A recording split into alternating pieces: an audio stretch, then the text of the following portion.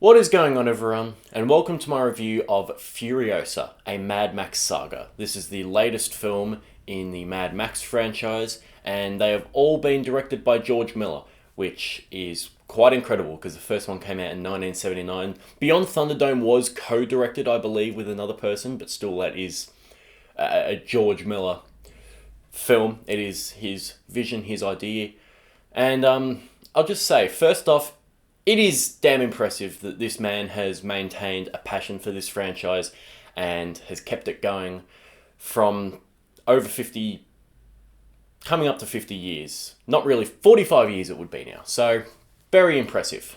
And this film tells the story of Furiosa, who is played by Charlize Theron in Mad Max Fury Road. I believe that's how you say it. It's either Theron or Theron. I've always said Theron, so if that's incorrect, I apologise. Please do let me know.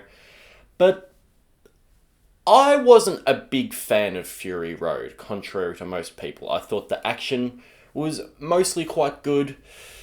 Some of it looked a little bit sloppy in parts. It was very impressive how in person they did a lot of the stunts. That was quite good. But just on a narrative front and a character front and a world building front, I found it to be quite lackluster. So going into Furiosa, I was hesitant, but I've watched all of the films in the franchise up until now, so I thought I may as well go and give it a shot. And unfortunately, this film didn't quite get there for me. Now, really quick, before we get into the review, if you really enjoy this kind of content, if you enjoy film discussion, please go down and hit the subscribe button and like it if you do like it, or dislike it if you disagree.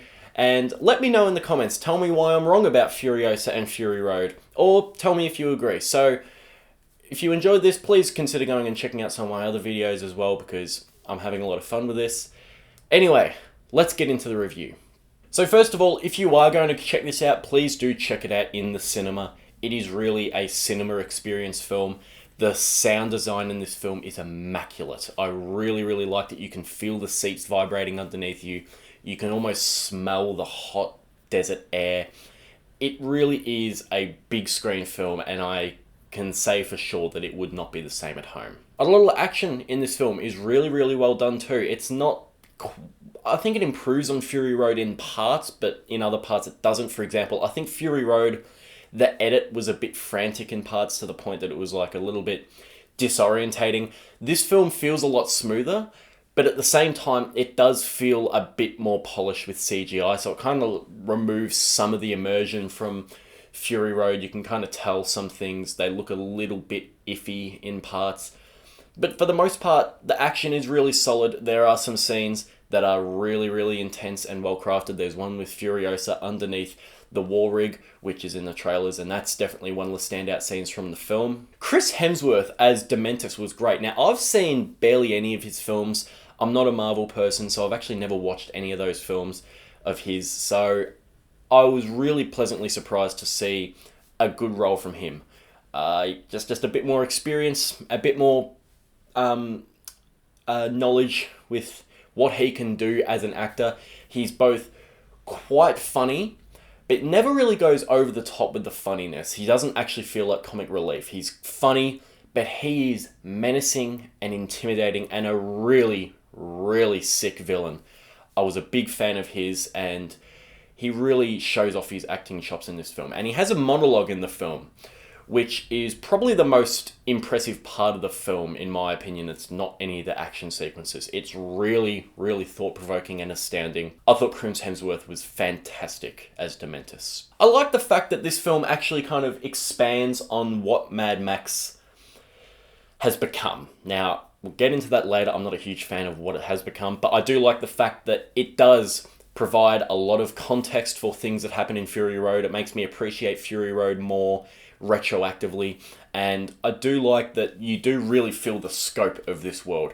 You have all the different fortresses that are traveled around to, and everything really feels lived in and like this kind of fantastical world that is just run by tyrants who are just evil motherfuckers, and there's the only other person left that can really, salvage that is Furiosa, the only person that really has the guts to go and do something about it. And you do feel like this is a well-established world, and I like that a lot. With that being said, like Fury Road for me, and even Beyond Thunderdome definitely had hints of it, this series isn't Mad Max anymore. It's not the same as what we got in the first film or even the second film. Mad Max to me was a really, really gritty, intellectual film that was warning of the dangers of lack of authority, and if criminals had gotten the benefit of the doubt one too many times that they could take over the world. It was a really solid, fascinating film, and this, I mean, it's still there. You still have people like Dementis who are the rulers of the land, but it doesn't feel anywhere near as grand as it did in the first film or even the second film. I really think it's lost that punch that the first film had, and what makes that first film so great. It's kind of just become another Hollywood action franchise, which, you know, as I said in the beginning, George Miller has directed all of these films, so that's obviously his vision. I'm just not sure that I enjoy the vision very much. I think it's just could get lost in a wave of just a bunch of other big, spectacle-heavy action franchises. Now, I like Anya Taylor-Joy. I think she's a terrific actress. I really was not that impressed with her here. She's got that kind of piercing stare, which is good, that kind of makes her feel like Charlize Theron's character. But my God, the Australian accent, if she was even trying to, Charlize Theron's accent was terrible as well. But as an Australian, and when you have someone like Chris Hemsworth here doing the Aussie accent really well, because he is Australian, when Furiosa speaks, which isn't very often, thankfully, but it was just like, oh, that's not good. I've seen Anya Taylor-Joy give plenty of other better, more layered performances. I just thought she was barely passable here, and the accent really grated on my nerves. And this film is 2.5 hours long. It was a drag to get through. I was in the theatre sitting there, and I checked my phone at one point very discreetly. I had the brightness all the way down, and I just pulled it out of my pocket, just underneath my seat. And I was 1 hour and 10 minutes in, and I was like, fuck! So overall, Furiosa is bloated, it is long, it's lost the bite of what Mad Max was and what makes Mad Max so special. It's well done action sequences with a really good villainous turn from Chris Hemsworth. It's just not... It's not all that, in my opinion. Unfortunately, I was really hoping to like this one. As I said, it did make me like Fury Road more. There are some good parts with the lore and the world of Mad Max and how this civilization is run. I just think it's lost the luster of Mad Max. So, Furiosa, I would say that if you enjoyed Fury Road, I reckon you will like this. But if you're kind of burnt out on big blockbuster action that's just doesn't really do a hell of a lot to stand out from the crowd, I would say skip it. So for this film, know who you are. If it sounds appealing to you, give it a watch. If it doesn't, you're not missing out on too much.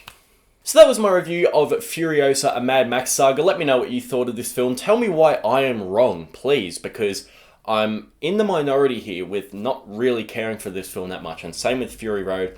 As I said, leave a like, subscribe, and comment if you want to see more from me, and I will see you all later. Bye.